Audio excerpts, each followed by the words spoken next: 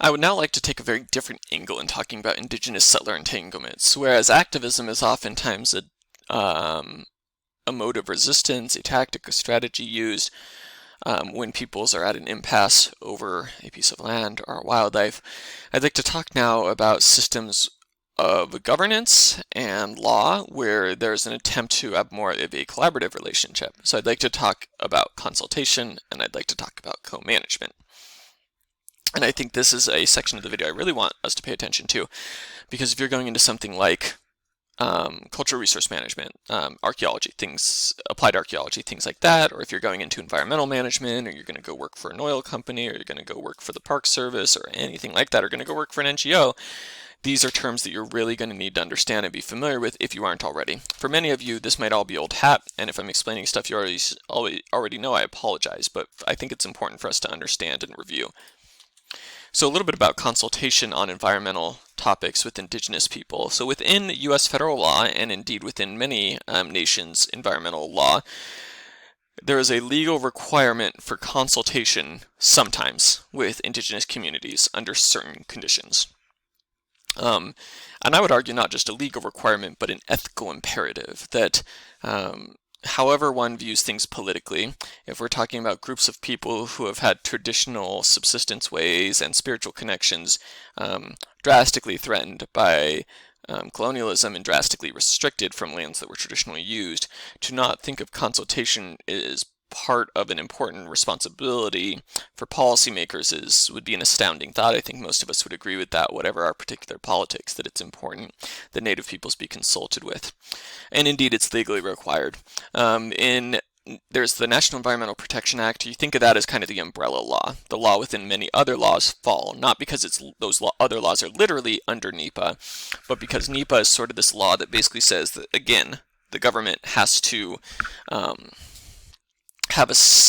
sort of, if it's going to environmentally affect something on its own land, or going to permit / give money to something like a city government or a private landowner to do something. In other words, if the Fed government is really involved in any way, it needs to assess if there will be an environmental impact. And if it assesses that there will be, then they need to do a statement of what those environmental impacts will be.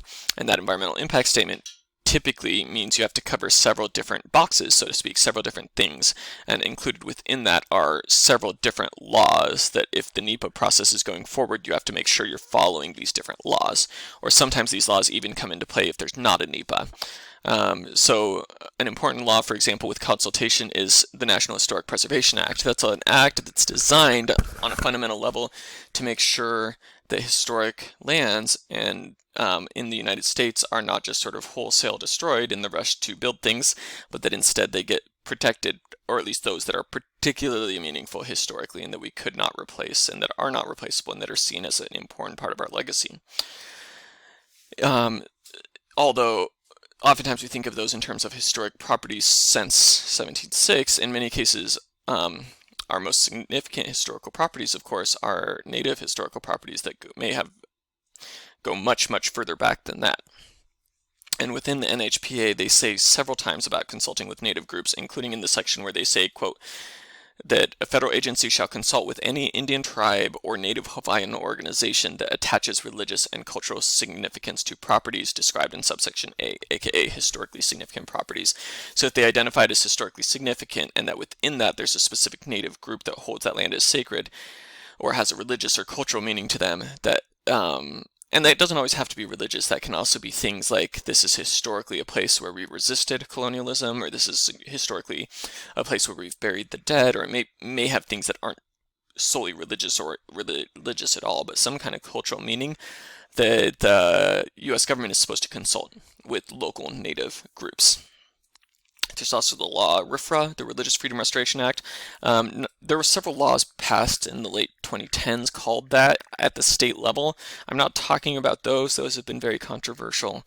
I'm instead talking about a 1994 federal act, the RFRA Act, or Religious Freedom Restoration Act, among other things, held that the United States got reasserted, actually, because this was already a part of case law, but that the U.S. government needed to essentially be proactive about if it was not infringing on people's religious freedom, except under very specific conditions, such as a compelling government interest and a substantial and doing it in the least imposing way possible. They have to have an essential reason for it, and they have to do that in a way that is not more burdensome than it needs to be. Basically, RFRA has been used occasionally in attempts to stop government developments on sacred sites of Native people. Native people are, in a sense, in a very unique situation from many other communities of faith, because of the fact that so many holy places are in fact not held privately or collectively by indigenous groups, but on federal government land. There's the EO 13007, Indian Sacred Sites. It's an executive order passed during the Clinton administration, which similarly states essentially that the U.S. government should ensure access, meaningful access, or that it should ensure access to sacred sites of Native people to the extent possible. As an executive order, it's pretty toothless. It's hard to enforce something like that. It's more of just a policy statement by the government that by the Clinton administration, that this should be done, and future administrations can obey or disobey it to different degrees. But it is a part of our statutes, or I should say not our statutes, it's a part of our sort of overall policies, and one that should be considered. And then you have things like NAGPRA, the Native American Graves Protection and Repatriation Act, which talks about properly respecting and returning the deceased ancestors of Native American people, especially found on various lands. I didn't put it here, but there's also AIRFA, the American Indian Religious Freedom Act. AIRFA also holds for a need for the federal government to attempt to limit its impact on the religious freedom of Native people by not overly infringing on or attempting not to interfere with the religious practices on sacred lands or involving sacred objects. All of these laws together and in tandem oftentimes are not enough to actually end up protecting Native sacred places. They're at least many of these laws require at least that there be consultation, that the federal government inform Native groups about what it is planning, and that there be some kind of process by which a dialogue can happen. That's the idea, that a dialogue could happen. The degree to which it is an actual dialogue and not just a, hey, here's what we're about to do, bye-bye, varies a lot by agency, varies a lot by project. Consultation can be both a power-giving and a power-taking concept. If we were to sort of think about this in anthropology terms as an instance of social power, we would say that consultation sometimes is a way in which the government sort of redistributes back out power and allows for there to be greater voice for indigenous communities, and it can be a way in which indigenous communities, it can be one avenue by which some sort of informal social power can be used to try to sway things in a direction they want to go. On the other hand, consultation is also sort of a power-taking concept, or we might say that it's the result of power-taking, right? The very fact that you have to consult with a more powerful entity on ancestral lands is itself a sign that a great degree of power has been taken already. But consultation within the U.S. federal government, as indeed we could say with the Canadian government, New Zealand government, many others, it can be meaningful and really, really helpful and really, really significant. A recent example of that from 2015 was the Bears Ears Intertribal Coalition, which was formed in 2015 and did collaborations and discussions with local land managers and land agencies, and eventually appealed to the Obama administration to set up the Bears Ears National Monument, which was very, very big, and which would, from national monument, or from sort of past precedent, it was quite large, and it would protect a significant amount of spaces around this area of Bears Ears that had cultural significance for Native people. And indeed, a national monument was eventually designated. There was then attempts to curtail and limit the size of that national monument under President Trump. But my point here is that consultation was very powerful. It was also a process of working out different concepts, as it often is. So even once the monument was established, there was some disagreement about the exact boundaries. And so, for example, people wanted a big arc around Glen Canyon of land. And I think part of what was going on here is that sometimes land managers work in a policy world where what's important is quantifying and zoning out certain lands for certain uses. That's how U.S. land policy works. It's the multiple use mandate. It's the mandate that we use public lands for many different public uses. From the perspective of some indigenous people, of course, there are certain types of lands which shouldn't be divided up at all, and to talk about dividing up a sacred land is sort of to miss the fundamental point, right? There's an anecdote from one time when I was at a meeting and they talked about a Hopi elder who was asked by a Forest Service ranger, like, okay, what part of the mountain is sacred? Once we get up to like what elevation is it sacred land? And the Hopi elder just kind of shook his head and said, you don't get it, right? So this fundamentally different idea about whether land can be divided out or whether it sort of has to be holistically protected en masse, and what that would even mean. So consultation can often be a space in which very different land views, land ideologies, very different worldviews and social constructions get sort of hammered out. But this was a success story to a great degree. This was a case in which Indigenous people were able to gain significant land protections as a result of a consultation and collaboration process with the federal government. And there have been other cases. I just wanted to specifically talk about that one. There was been some collaboration done with places like Bears Lodge as well, or sometimes known, unfortunately, as Devil's Tower, up in Wyoming, and sort of trying to get less recreational tourism in that area, or less climbing on that area during certain times of the year where people do sacred ceremony. So there have been examples of consultation securing victories, or at least partial victories, for Indigenous people, and we don't ever want to downplay that and say it's not important. In fact, I think that consultation is incredibly important, and oftentimes one of the most important legal mechanisms that Indigenous groups and other cultures have towards having their voices heard. At the same time, consultation can be done in ways which are essentially tokenistic, done just to check a box, or meaningless. That was one of the big criticisms with the Dakota Access Pipeline, is Lakota leaders who, first of all, there's multiple Lakota tribes, so some tribal leaders felt that they had not been properly consulted with, or that the consultation had been done in a really rushed way. So is it really a sharing of ideas if we barely have any time to talk about our ideas? Or sometimes the feeling that, well, we talked about, like, you literally told us the pipeline was going through and asked us to identify any specific, like, grave sites or something like that, but we didn't have time to, or you didn't ask about, or we didn't really consider a big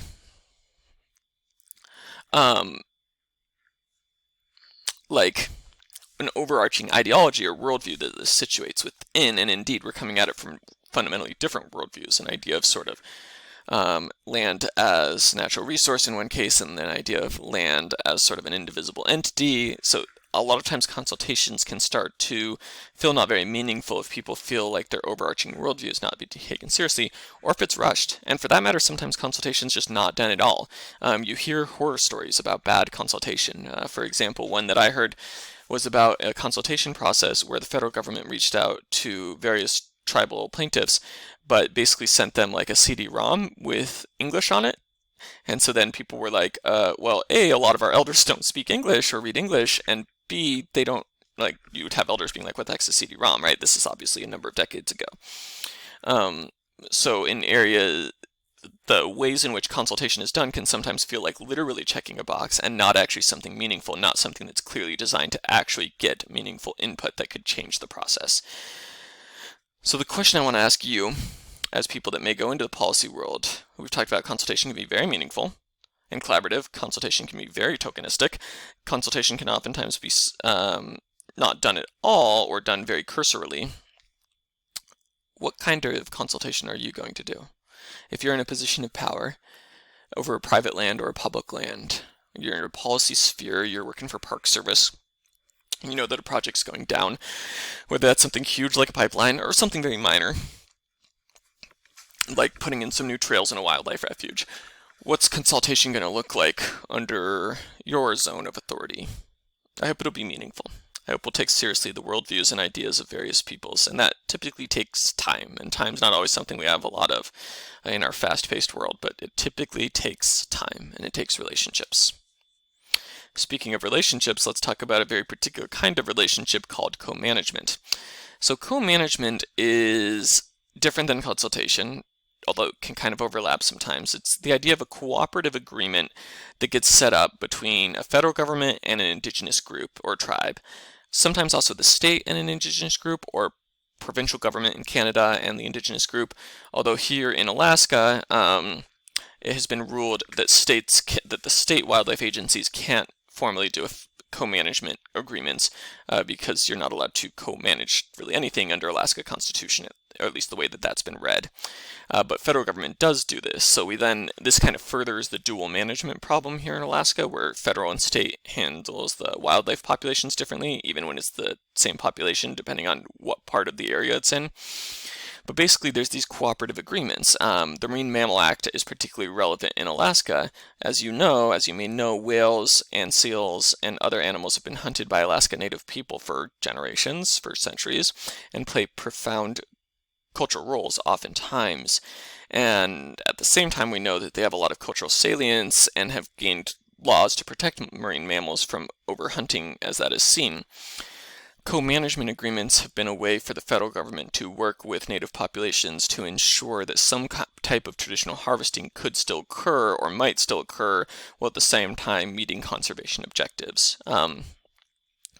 And as the reading I had you do from UAF said, today co-management agreements and dual management and cooperative management incorporate Indigenous knowledge. So that's where this ties in really well with what we were talking about last week, right? Oftentimes co-management is framed as we will bring on Indigenous people, not just for their points of view, but that they'll share knowledge with the policymakers, and that it'll be a sharing of both traditional ecological knowledge as well as what the wildlife scientists from the state or the federal government know. That it incorporate Indigenous knowledge, improve communication, information collection, and results. And here's an example of several of those projects. BLM, this number 2, moose and caribou. Here over in kind of Copper River area is the Department of the Interior, which runs things like the Park Service. It's the Otna Intertribal Resource Commission that are working together for moose and caribou management. So this would be Native representatives and federal representatives meeting together in a room, or a Zoom room nowadays, and coming up with some kind and consulting on management objectives. Like when the government regularly sets, like, here's what our goals are for conserving this species in this area, having Native people at that table. Or here in this area, the Koyukuk River Moose Hunters Working Group alongside Fish and Game, Alaska Department of Fish and Game, as a cooperative management plan, which is different than co-management.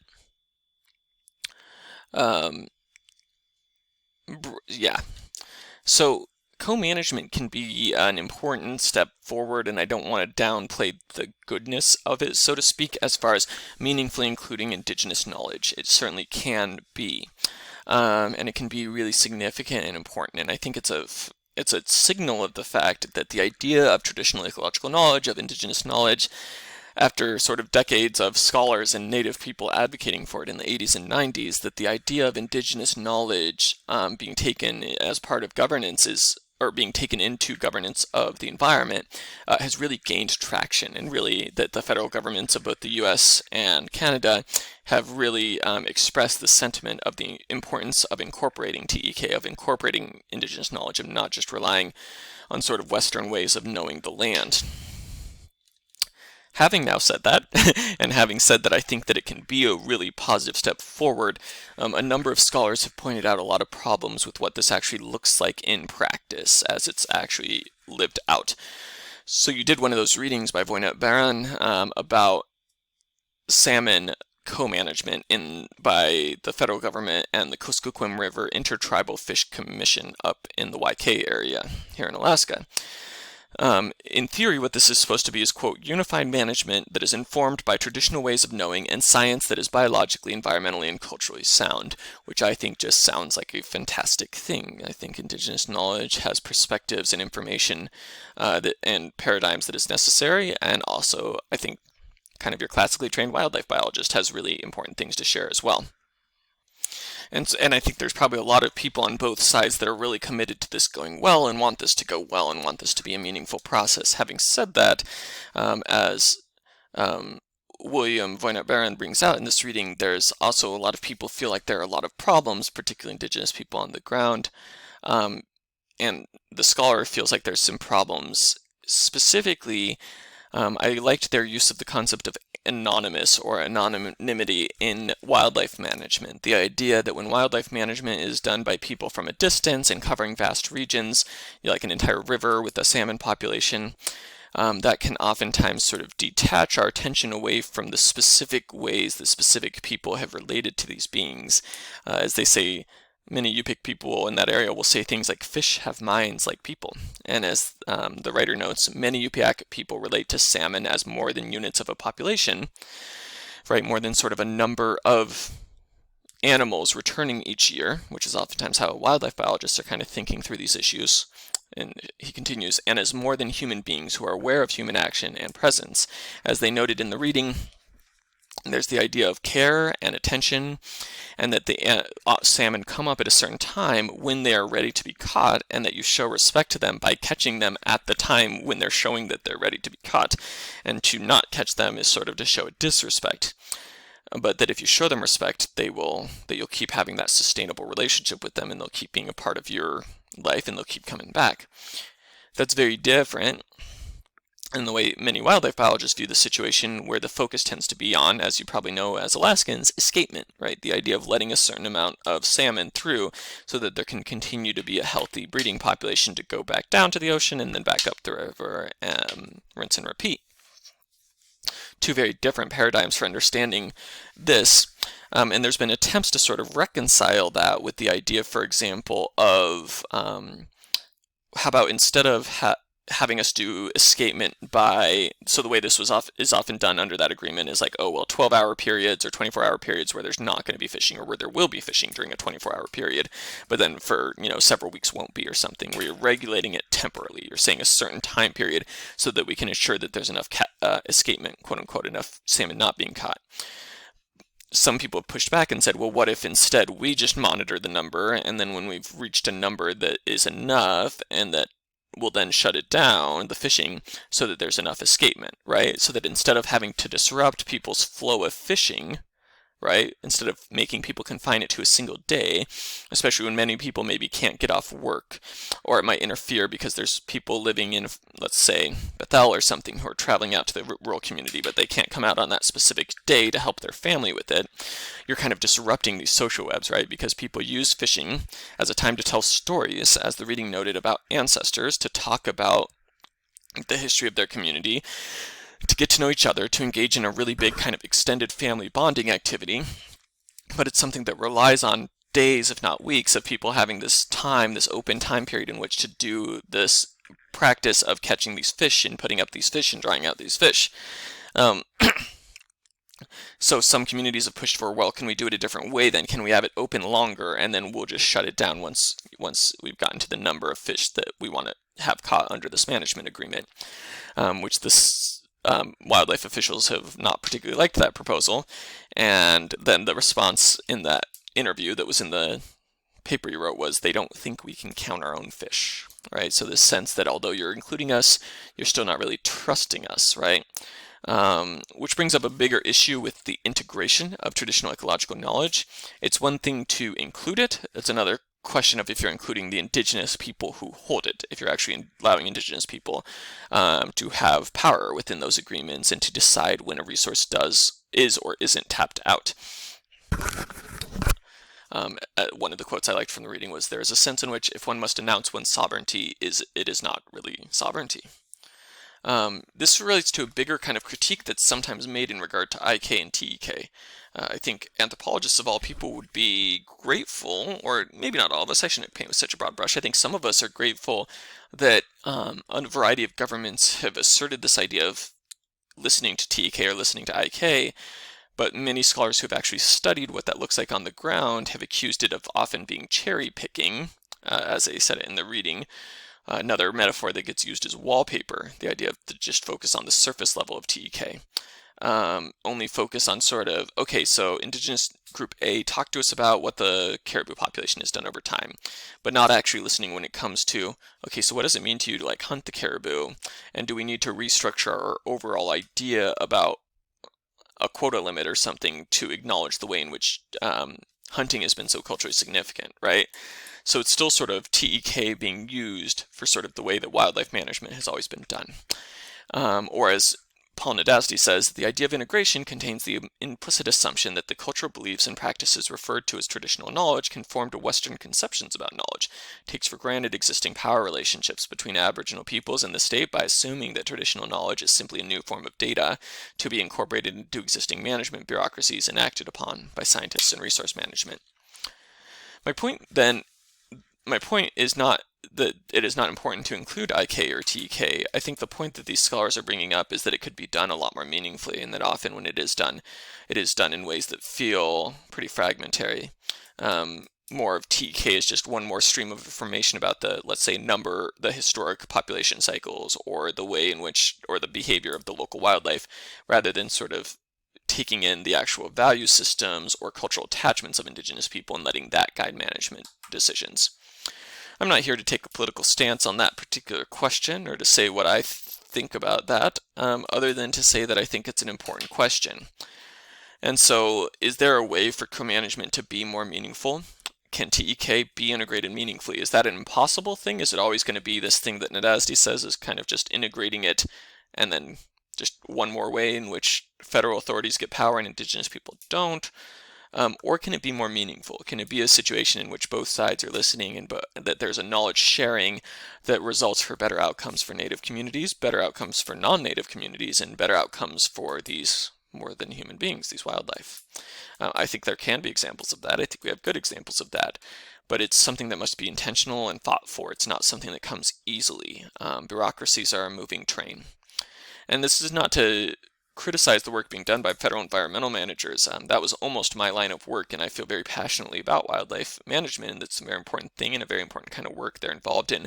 And I'm not sort of trying to argue for some sort of lack of fish and game presence here or something. I'm just to suggest that if we're going to be meaningful and intentional about TEK, we have to really think through what that actually looks like.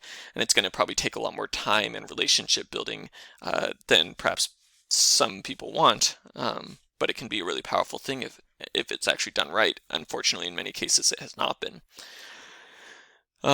As this case study suggests, we need to be careful that assuming that a seat at the table, that people being represented in a meeting about wildlife population is equivalent to their ideas being taken seriously.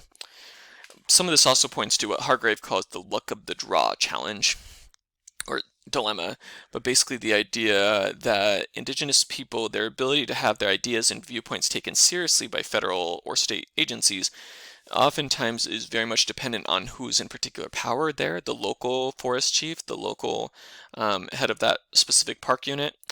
And sometimes that can go extremely cooperatively, and other times it can go extremely poorly, and sometimes, as in the case where I work, it can have been going quite well, or at least somewhat cooperatively, maybe not perfectly, but at least a listening, and then it can go very poorly when a new person gets put in. And so, as always, it's about relationships, as always, right?